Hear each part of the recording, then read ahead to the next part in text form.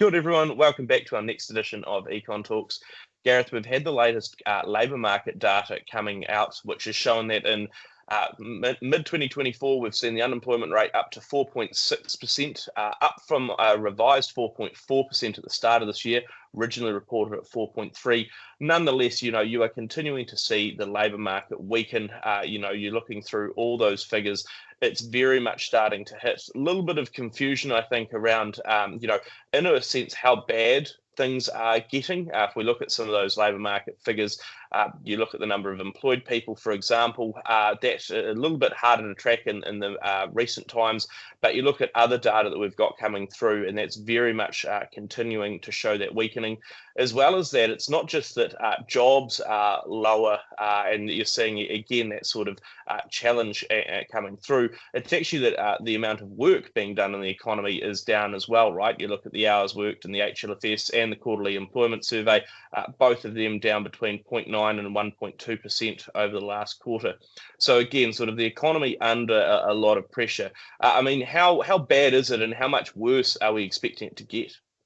Yeah, I mean, you talk about a lot of those employment numbers, and I think they give us a reasonable guide to the trend, particularly when you take them in tandem with the likes of job ad numbers, for example, which are running 40% down from where they were ago. That's the lowest level of job advertising since 2013 and the biggest fall since 2009. So there's certainly no appetite really there from employers, as far as we can tell, for actually hiring more. And that's right. It reflects in terms of the sort of weaker demand conditions and therefore the sort of reduced hours that people are actually able to and needing to work as well. So yeah, those pressures coming through in terms of households. We see it in terms of employment confidence when you ask the households about how they're feeling about the labour market. That again, at its weakest since the survey started in 2004, excluding the lockdown in 2020 when the pandemic hit and we never quite knew what was going to be coming out the other side of it initially. So yeah, real pressures there. When you look at it on a sort of industry by industry basis, it is fairly broad across the economy. You look at agriculture, job numbers have been falling there. Through manufacturing, as activity has scaled back, you are seeing that declining along with construction, but then even through services parts of the economy as well. We've seen professional services for several quarters under some pressure, and administrative services, which has a lot of sort of labour hire roles in it as well, that has been down significantly. So there's other ones. Media, I think, too, of course, there's been plenty of headlines about that. So quite broad-based across the economy. And I think, the signals that we're getting when you look at something like those job ad numbers and what that tells you about future hiring intentions, along with the sort of other survey data that we see out there, does suggest that labour market is probably going to continue to deteriorate for another few quarters yet. There's no signs of that sort of levelling off or turning around. And, therefore the lack of confidence or the concern that households have about their job security and their income security at the moment, I think, are well justified. So look, I mean, our forecast had been for unemployment to push up to 5% in the second half of this year. I still see the labour market on track for that and pushing up to between 5 and 5.5% unemployment by mid-2025. Yeah, and I mean, that hit coming through as well, sort of not only in unemployment in terms of straight up, do you have a job or not, but also in the broader underutilisation rate. It increased as well. So you're not only seeing more people out of work, but more people who are working hours lower than what they'd like to. They would like a bit more work. They'd like to be paid for those additional hours that they want, and therefore, able to keep sort of, spending for their household, because life is expensive at the moment. Also, that hit coming through a lot more for the likes of young people, of course, for sort of 15 to 24-year-olds, very much bearing the brunt of that downturn. And a lot of that seems to be around, sort of the last in, first out principle. Young people are often sort of coming into the business. They don't have that experience. They're often some of the most recent to be hired, and they're also sort of first out the door when job cuts and consolidations in the workforce start to come through. So that is very much a heavy hit that starts to emerge. The other, I think, really interesting numbers that came out of the labour market release, we're looking at wage inflation pressures. We saw the likes of the labour cost index push back up to 4.3% on an annual basis. It had been at 4.3% at the end of last year and for sort of most of 2023. Edged down a bit to 4.1 at the start of this year, and we all sort of thought, great, a bit more of that easing labour market pressure coming through, actually starting to emerge in wages, which is important for the Reserve Bank for those sort of inflation setting expectations.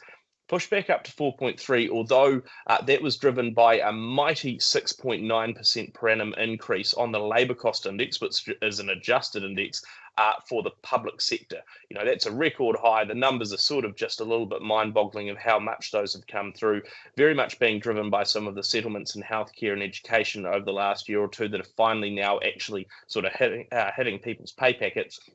If we look at the likes of private sector wage growth, that actually the LCI figure there has slowed back to 3.6% per annum. So I think that's probably a bit more of a useful indicator in a sense of what wage pressures are doing. And more importantly, again, what we're looking for in those wage pressure figures are not so much what's actually happening to people's wages. That's totally important, don't get me wrong, but it's more what it means for businesses when they're thinking about the sort of cost pressures and similar that are coming through.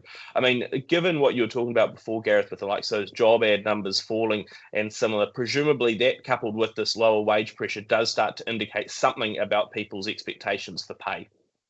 Yeah, I think so. I mean, I suspect there's still some lingering pressures there in terms of some of those cost of living increases that people have experienced over the last 2 years, where wages and salaries, of course, are a bit slow to respond. And there's possibly still a little bit of catch up there coming through for some employees over the next 6 months or so as they go through that annual review process. But nevertheless, notwithstanding that sort of trend, I would be expecting to see the numbers continuing to ease going forward from here. Still pressures there on businesses, but certainly my discussions with businesses in recent days also suggest that they are increasingly conscious about not being able to pass costs on, and in fact chasing a bit more market share as well. So it may well be that even if you do get a bit more sort of wage inflation coming through at the tail end of the cycle, that it doesn't necessarily flow through into pricing. That's, of course, not great news from a business perspective, because the ultimate sort of outcome of that is that you end up having more squeezed margins and pressures there. But from the Reserve Bank's point of view, at least, it does suggest that sort of consumer price inflation may not have too much more sort of life in it, particularly from a labour cost perspective. Now, you bring up the Reserve Bank, and let's not turn this into a full conversation trying to, unpick expectations around next week's monetary policy statement. But this is sort of the latest and most important sort of data set that we were going to get for the Reserve Bank sort of upcoming review. The unemployment rate at 4.6%, slightly below the 4.7% that the market was picking, but bang on what the Reserve Bank said at 4.6%. You look at GDP data, which was basically bang on. I think for one of them, either I think must have been the production side, was sort of what the Reserve Bank had been expecting.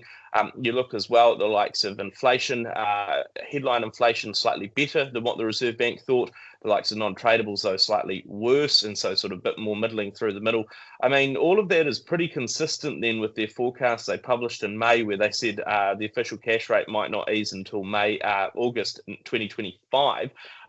Do you reckon they just got the number at the end of that one wrong, and they were like, oh, whoops, should have been August 2024? Are we likely to, do these figures sort of change the dial? Like, I'm pretty suspicious. I think there'd be a huge U-turn that would be sort of a bit unsubstantiated, but surely there are questions to be asked. Oh, I think there are in terms of their forecasting ability when you consider that the OCR is something that they control directly. So they should have a good idea of when the timing around that is going to be. I don't think it's as simple as saying that they wrote 2025 by accident instead of 2024 for the rate cuts. But I think you've got to look at the trend in the sort of forecasts and the tone of their statements. May was very much an outlier, and as the sort of the numbers have come through, yes, they've been consistent in terms of some of the other economic indicators there, but there is a clear pressure that they do need to be cutting earlier. I'm not saying they will cut next week. I think that would be absolutely outlandish given their previous set of forecasts. But I think when we look at some of the other tones of the statements through the course of this year, it probably suggests that they should be setting the scene for rate cuts maybe by the end of this year. We'll wait and see what the tone of their statement looks like next week. But that would be my view, that certainly, look, September next year is ridiculous. But February, even waiting until February next year, does just seem to be a bridge too far now. Totally, and I mean September next year was always a little bit ridiculous, but and I think that has sort of befuddled everyone. Everyone is very, very unsure of exactly where the Reserve Bank sits, and you look at sort of the range of expectations. Three banks now calling for an official cash rate cut next week at the August MPS. One looking at October, a few more looking at November. Realistically, I think there's a challenge of sort of flipping the script that quickly for August. Then there's also a question of what they do in October. Maybe if they set the groundwork well, they could get there. But if they wait, if they feel the need to wait that long because of how flip-floppy they've been so far this year on interest rates, then you come through to the November and there's a non-zero chance, right, that you have to go for a 50 basis point increase to not only sort of, jumpstart the cycle, but also recognizing you might well have 3 months off before it. And I think as well, when we think through that sort of official cash rate move, it does really reiterate again what we've been worried about all along. The Reserve Bank took too long to get on to the fact that inflation was starting to rise. We highlighted that. A lot of others started to highlight it as well. Reserve Bank waited and waited and waited. Now on the other side, a lot of people, economists, have been saying, geez, we think the economy is pretty hard hit, should have already started to move. And again, the Reserve Bank seems to be a bit too late. We will check how the likes of this labour market data, but also all the rest of these components in the economy do influence the Reserve Bank's thinking and what they do, not only with the official cash rate next week, but what they're forecasting for the future on one of our future editions of Econ Talks.